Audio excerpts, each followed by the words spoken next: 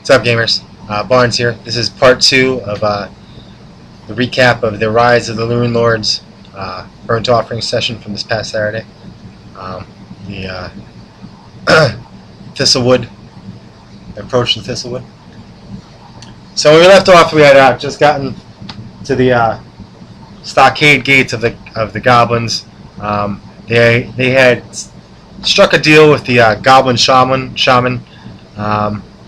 The druid Gogmert, and he was going to try to get them in to talk to Rip Nugget, but Rip Nugget's heavily under the influence of this Asmiran, Nuilla, and basically the Goblin Guards are ordered to attack, and so they attack, and when that happens, Gogmert has to side with the Goblins, and the fight brews.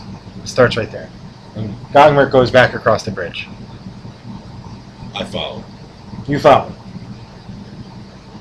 Alright, now there was a dead dog in the bridge at the time. It's hanging out. Hanging out. They had killed this dog earlier, and it ended up... This is the dog that they chased in the bridge. I didn't kill him. I'm not saying you killed him.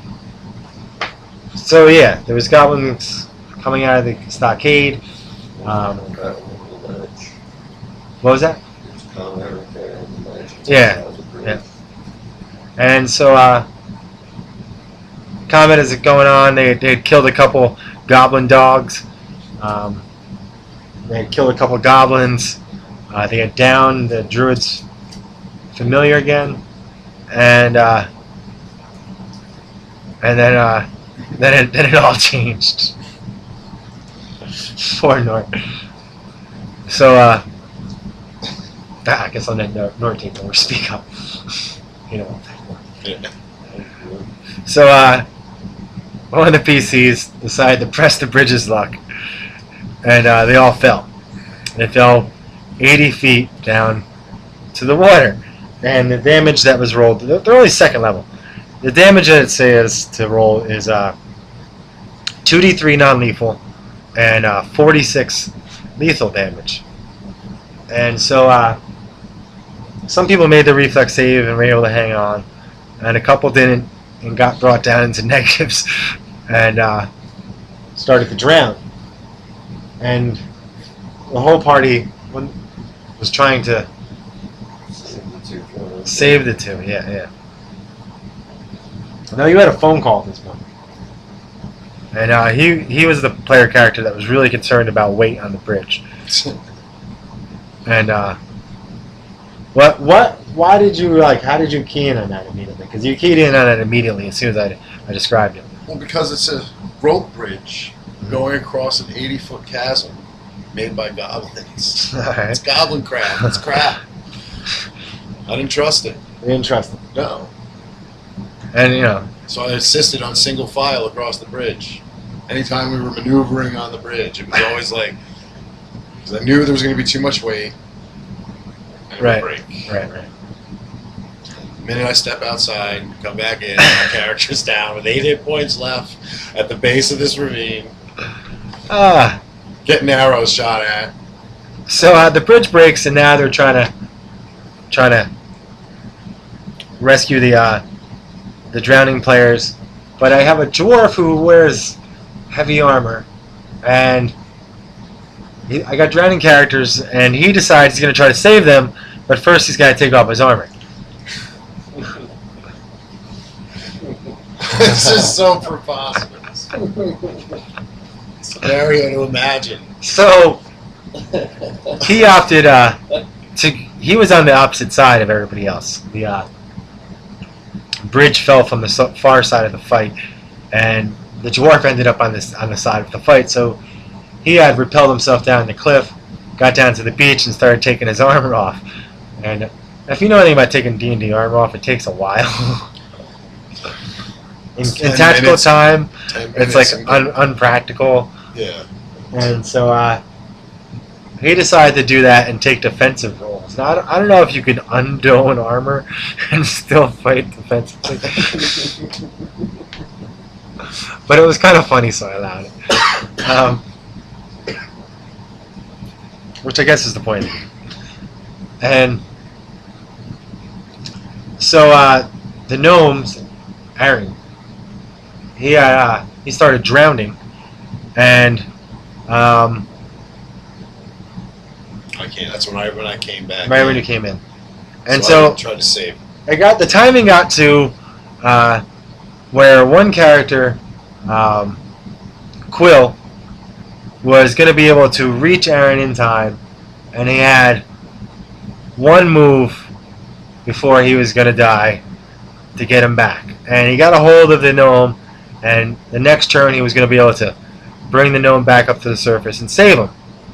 He just had to pass his swim check. And I even won. I even used my turn to aid another. then there was the aid of another to try to get this gnome back up to the surface of the water.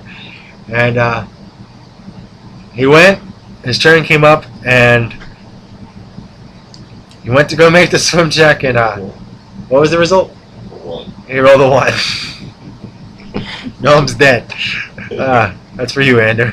My character felt responsible. He felt responsible. I don't know why. He just did. So then they tried to flee. They had rescued the other character who was drowning. And that was successful. And then they had...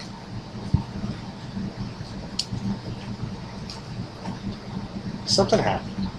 He was up, then you were up, then he was down. Like... Or some healing happened, maybe? I don't know. No, we didn't get healed. After the gnome drowned out, I decided the cleric went down. Like on shore a little bit. Alright, yeah. So I decided to go over there and help him. Caffeine. Both of us decided to go help him. We went over to help him. In the process, I helped the cleric up. He went down. He healed the cleric. Then he went down. I tried to pick his character up. Took a bunch of arrow hits in the process. Went down to -1, but made my roll. And proceeded to put him on my back to try to get away. Operation Meat Shield. Operation Meat Shield. So I gave him a cover bonus on armor class for having the other character dropped on his back. But the difference in that armor class was him. And it rolled the difference every time. Yeah. And so he ended up looking like a pincushion there. And he then died. So I had 2 PCs die in one encounter. Yeah. Well, we're only second level. Yeah. Now we're derailed at the moment, and I made up this little key that they found a little bit down further shore, and I got to figure out how to get them back on track. Shouldn't be that hard, really. I figure the goblins will be a little bit more prepared for them to come back now, and